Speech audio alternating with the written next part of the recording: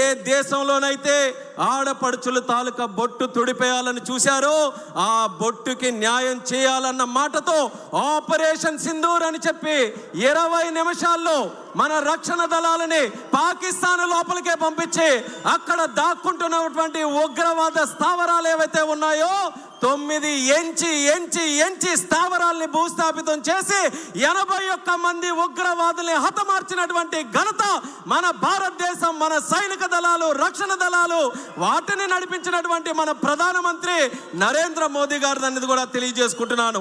అందుకనే మన రాజకీయ తీర్మానంలో మన దేశ ప్రధానమంత్రి గారిని, మన రక్షణ దళాలని, వాళ్ళ వీరత్వాన్ని మనం అందరం కూడా ఈ వేదిక ద్వారా యావత్ తెలుగు జాతి తరపున హృదయపూర్వకమైనటువంటి ధన్యవాదాలు తెలియజేసుకుంటూ ఈరోజు మెసేజ్ ఉగ్రవాదులకి కానీ, ఉగ్రవాదుల్ని సపోర్ట్ చేస్తున్నటువంటి రాష్ట్రాలకు కానీ వాళ్ళందరికీ కూడా క్లియర్ కట్గా పంపిస్తున్నాం. ఏంటనంటే ఆపరేషన్ సింధూర్ ఇంకా ముగియలేదు. ఎప్పుడైనా సరే కండకావరంతో ఎవరైనా ఇలాంటి దాడులు చేసినా, ఇలాంటి కార్యక్రమాలకి పాల్పడినా, అవసరమైతే 10 బాంబులు ఎక్కువతోనైనా సరే రిప్లై భారతదేశం తరపున ఉంటుంది తప్ప వెనకడుగు వేసే పరిస్థితి లేదని భారతదేశం ఈరోజు ప్రపంచానికి ఒక మెసేజ్ ఇస్తుంది. శాంతిని ప్రేమించే దేశం ఈ భారతదేశం, శాంతిని ప్రమోట్ చేసే దేశం ఈ భారతదేశం. అటువంటి శాంతిని ఈ దేశానికి దూరం చేయాలని ఎవరైనా ప్రయత్నం చేస్తే అదే వాళ్ళకి ఆఖరి రోజు అవుతుంది అనేది కూడా ఈ సభాముఖంగా తెలియజేస్తున్నాం. దానితో పాటు తెలుగుదేశం పార్టీ తాలూకా సిద్ధాంతం అది.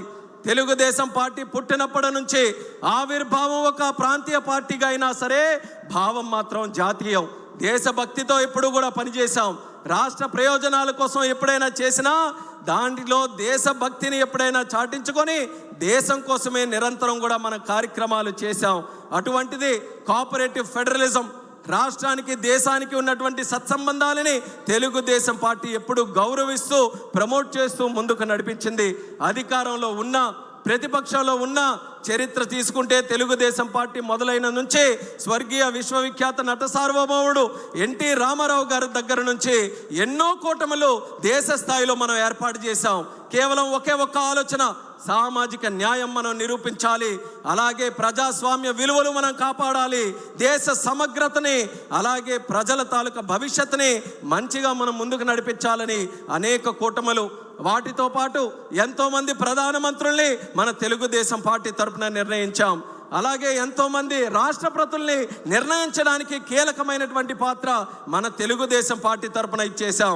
ఒక్కసారి తెలుగుదేశం పార్టీ తాలూకా శక్తి అందరికీ కూడా ఒక్కసారి గుర్తు చేయాలనంటే, ఒక ప్రాంతీయ పార్టీలో ఉన్నటువంటి నాయకుడిని ప్రధానమంత్రి చేయాలన్నా, ఒక ముస్లిం మైనారిటీకి చెందినటువంటి వ్యక్తిని రాష్ట్రపతి చేయాలన్నా, ఒక దళితుడుగా ఈ రాష్ట్రంలో పుట్టినటువంటి వ్యక్తిని సభాపతిగా, పార్లమెంటులో స్పీకర్గా నిలబెట్టాలన్నా ఆ ఘనత మన తెలుగుదేశం పార్టీకే దక్కిందని ఈ సభాముఖంగా తెలియజేస్తున్నాను.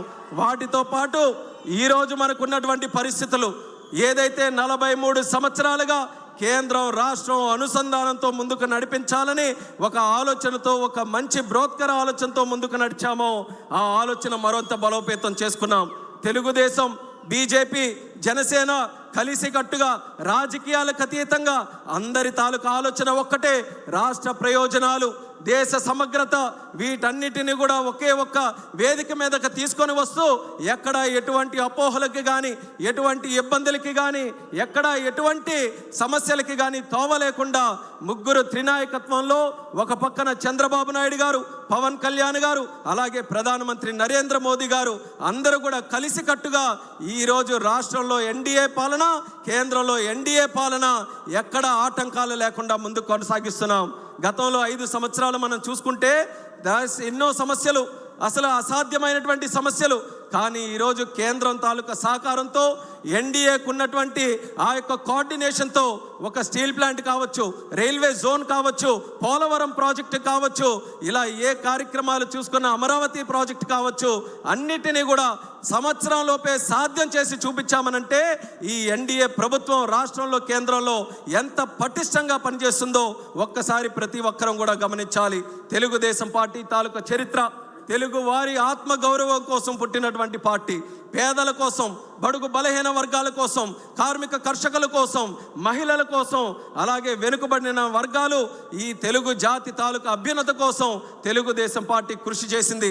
అన్న నందమూరి తారక రామారావు గారు పార్టీ పెట్టినప్పుడు ఒక కొత్త నూతన వరవడికి మనం నాంది పలకాలని ఆ రోజు మొట్టమొదటిసారిగా యువకులని రాజకీయాల్లోకి ఎంకరేజ్ చేశారు.